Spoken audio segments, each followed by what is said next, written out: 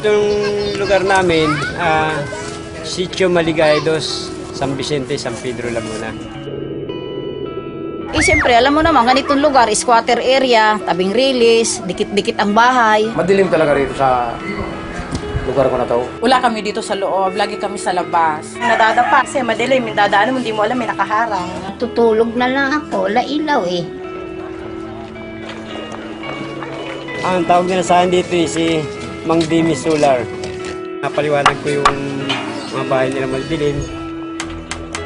Bubutas ka ng yero, lalagay mo yung bote, lagyan mo siya ng sealant, bago lagyan mo siya ng tubig na mineral, lagyan ng sunrox.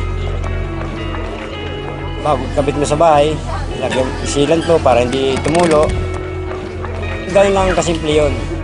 Dati yung ganito, ito kadilim nung bago ko pagkakapitan.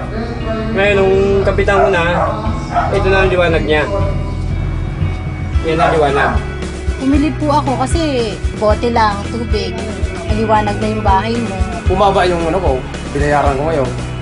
Simula nung makabitan ako dito. At saka itong solar bottle bulb na to, hindi mainit. Dahil sa buti na yan, sa solar na buti na yan, gumanda ang araw namin.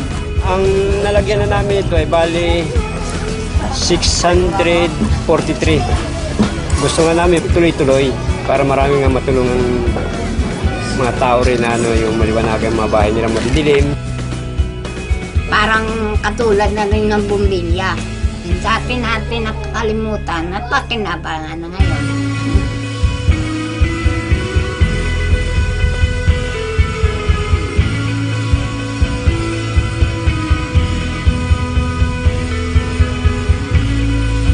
Maliwanag nga sa aba.